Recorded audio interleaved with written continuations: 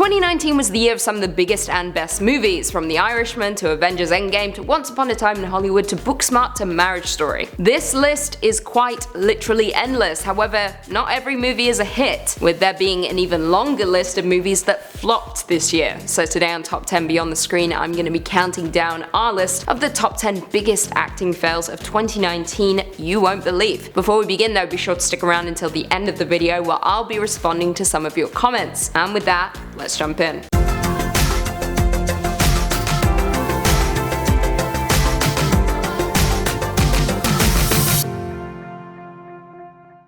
Coming in at number 10, Sylvester Stallone, Rambo Last Blood. I mean, Rambo is always a fun time no matter how old Sylvester Stallone gets. However, I think we've finally reached the final stretch with Rambo Last Blood, which shows off how ungracefully he has aged. It's hard to keep a franchise going when the first movie was about the one-time symbol of post-Vietnam resentment. This is now non-existent. The movie is tedious and oddly sadistic, and of course with any Stallone movie for the most part it's just mumbled dialogue. The movie is truly bloodthirsty, with one scene showing our hero torturing, impaling and decapitating a whole load of dudes. The film was unnecessary carnage, and it's getting about time for Stallone to hang up his knives and hat. Coming in at number 9, Stanley Tucci, The Silence. The Silence is not just one of the worst movies of the year, but one of the worst movies of the decade, and that's saying a lot. The film centers on the world under attack from terrifying creatures who hunt their human prey by sound. I've said it before and I'll say it again. Dollar store Quiet Place. Come for me. Now it's surprising this movie failed, considering it had stars such as Stanley Tucci, Kiernan Shipka and Miranda Otto, although the latter I hate with a vengeance simply because of Lord of the Rings: The Two Towers. However, none of them could save it. If anything, each and every one of them is terrible. Sorry, not sorry. Not to mention the movie lacks any real suspense and is not scary in the slightest. It also lacks character development, ambiance and originality, considering it stole its story from John Krasinski. Just saying. Coming in at number 8, Matthew McConaughey, Serenity. You've probably heard of Serenity, but probably have no idea when it was released, who it stars and what it's about. Well, the movie was of course released in 2019 and starred Matthew McConaughey, Anne Hathaway and Diane Lane. Stellar cast, right? Well, sadly, as you would expect, the movie was hot trash. Not even hot trash, cold, stale trash you left out overnight. It centers on a fishing boat captain who juggles facing his mysterious past and finding himself ensnared in a reality where nothing is what it seems. Even the plot makes absolutely no sense. The only reason to watch the movie is for the huge twist at the end, which is also as cold as the left out trash. It is a film about murder, seduction, more murder, and then sprinkle in some sci-fi surprise. Yeah, the movie is all over the place and was a waste of mine and Matthew McConaughey's time. It was bad. He was bad. We're all bad. Coming in at number 7, Bryan Cranston, The Upside. We have mentioned The Upside a couple of times on our channel simply because it is truly a terrible movie. It is a remake of the 2011 French smash hit The Untouchables, which everyone loved, and of course Hollywood loves to capitalize on other people's success. So they introduced us to an English language version, and it was utter shit.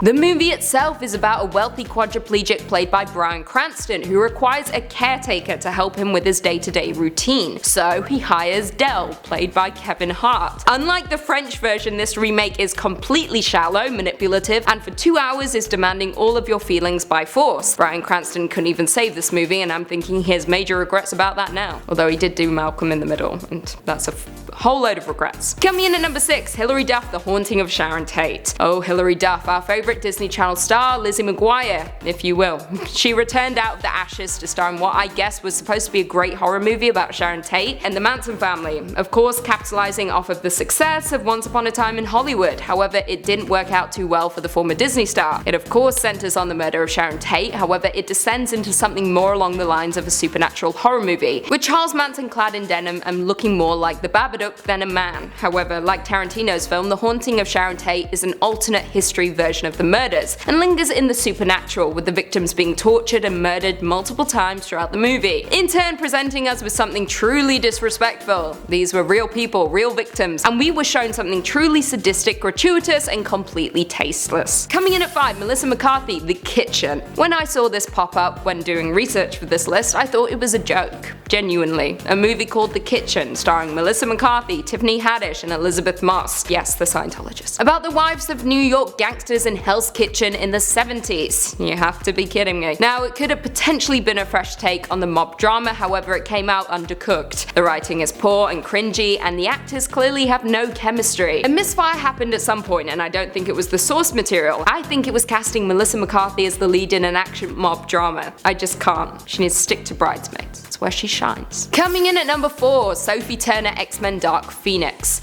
For most of us, we were excited for Dark Phoenix. I mean, me, no one else was. I love X-Men, all of them, even the bad ones, except for this one. It was set up to be great. Sophie Turner, Jessica Chastain. That's really all I need in life. What more could you want? Well, apparently literally anything, and you realize that pretty early on in the movie. Not only were there multiple release delays, trailers were remade, test audiences walked out, then they gave away the death of Raven in the trailer in an effort to entice people, but not even that worked out. There were just too many red flags confirming that the film was going to be a flop, and a flop it was. All in all, it was boring and anticlimactic, and you should definitely give it a miss. Coming in at 3, Nicole Kidman The Goldfinch. This was a movie I was truly excited for simply because I love Nicole Kidman. It's a forever kind of love. Ever since BMX Bandits and Practical Magic. Iconic. Anyway, she appeared in a movie this year that was far from her usual S-tier work. The Goldfinch, a movie which follows Theodore Decker, who was taken in by a wealthy Upper East Side family after his mother is tragically killed in a bombing at the MoMA. The movie is of course based on Donna Tartt's hefty 2013 best-selling novel, however the pages of plot are nowhere to be found in this shapeless movie, which is 2.5 hours of snooze fest. It's hard to say much more about a movie that was so boring I barely remember it. All I know is Nicole Kidman should have known better, and I'm sad, very sad that she starred in this train wreck. I'll never forgive her for this and Australia. Don't know what she's doing. Coming in at 2, Will Smith, Gemini Man. Oh, Gemini Man, what a joke, truly. Starring two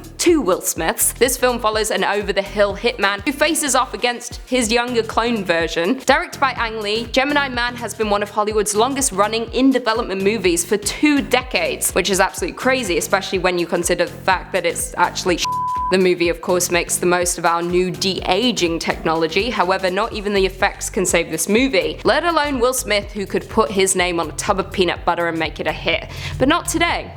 I also don't think he's a good actor. Come for me. To quote Asher Liberto from LA Weekly, Gemini Man aspires to be a deeper than your average action flick, with an obvious Freudian message about how our worst enemy is ourselves. What it all amounts to, however, is a throwaway genre exercise disguised as a technological experiment. Couldn't have put it better myself. Preach. And finally coming in at number 1, John Travolta, The Fanatic. It's hard for me to articulate how truly terrible this movie was and how abhorrent John Travolta's performance was. Also mildly offensive, scratch that, majorly offensive. We stepped out of 2018 thinking to ourselves that nothing could possibly be as bad as John Travolta's movie Gotti, but boy were we wrong. 1 year later, we're in Los Angeles with an inept stalker called Moose, played by Travolta. Moose is a stunted Walk of Fame performer who is obsessed with a B-list actor and begins skulking around his Beverly Hills home. Moose has an unspecified disability that exists somewhere between offensive and embarrassing, but mostly painful to watch. The film is utter trash and is, I think, supposed to be some kind of deep movie about the pitfalls of celebrity, but alas, that is not what we got. Instead, we're cringing. Not laughing, never laughing, because you can't laugh while you're in physical pain. Feeling like you're watching something that was never supposed to be seen by anyone. Ever. Well, there we have it. Do you guys agree with our list? Were there any acting fails that we missed? Leave us all your thoughts and feelings in the comments down below, and perhaps we can do a part 2. Before I go though, I just want to respond to a few comments from one of our last videos, Top 10 Worst Movies of 2019 Part 2. Chad Chrisman said, I think I found my New Year's resolution. Just love her accent. What, your New Year's resolution is to be me? Respect. Juanita Vela said, can we get a top 10 best/worst Christmas movies or top 10 best/worst Christmas horror movies? Well, we just did that.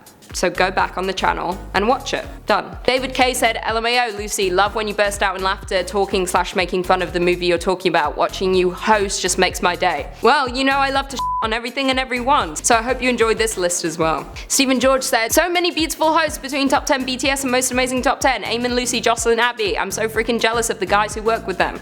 Guys, I'm jealous that I work with them. They're gorgeous.